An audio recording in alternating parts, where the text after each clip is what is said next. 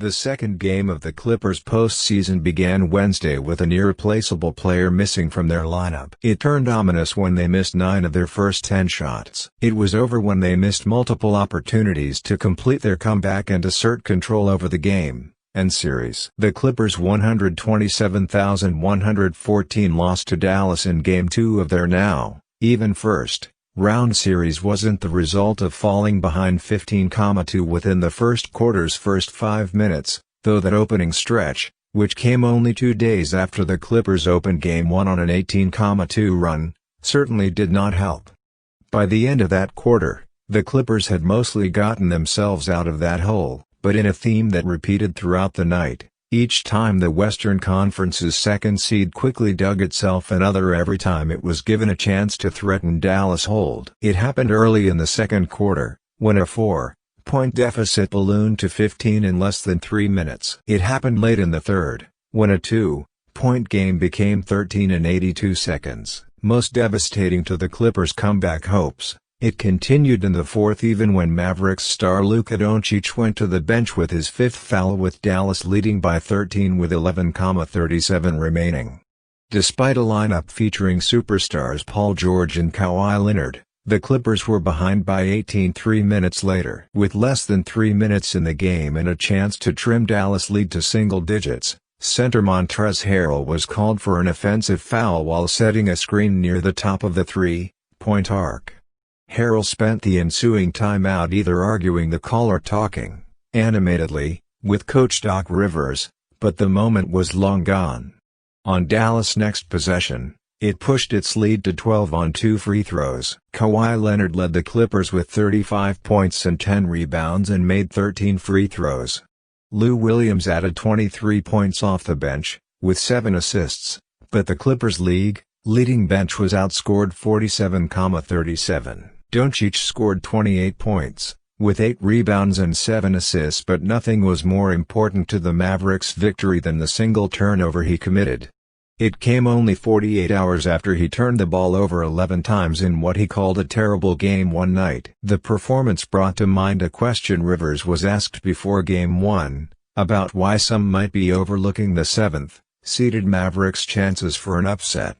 Rivers said not to include him in such talk, citing the irrepressible influence of Doncic, Dallas' second-year superstar of the making. "I've never played against a team that has a top-5 player that you can look by," Rivers said Monday.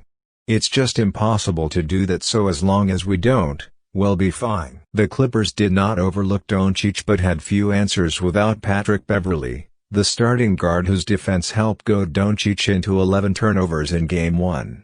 On the game's first possession, Doncic dribbled toward the rim after receiving a screen near the three-point line and, given a sliver of space between himself and George, lobbed an alley-oop to Maxi Kleber for a dunk. The Mavericks would never trail again. At halftime, Doncic had 3 fouls, his last drawn only 4.6 seconds before halftime, 23 feet from the basket, but 22 points. 7 assists and 6 rebounds. The Clippers reported no injuries the night before tip-off, but instead of playing at full strength for the 13th time this season, they played without a player who is one of their undeniable strengths. At shoot, around Wednesday morning, Beverley reported discomfort in the left calf he strained August 4. Rivers didn't put a timetable on Beverley's return, but had missed 5 games after initially hurting it. Beverley's replacement, Reggie Jackson, had injected scoring and ball handling into the Clippers' bench unit since his signing in February, but was up and down during the seeding round, in Rivers' assessment. For every three-pointer he splashed, there were transition drives forced and defensive assignments missed. On his good nights, I think he's very solid defensively. He is more of a point guard than a scorer and gets everybody going and then allows it to come to him, Rivers said.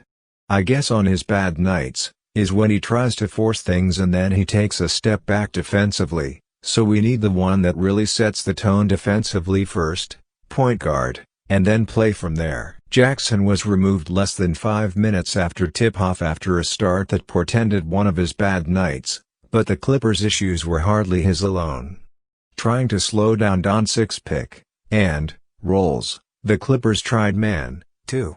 man coverage, double, teams, zone and trapping Doncic before he reached half-court to force the ball out of his hands.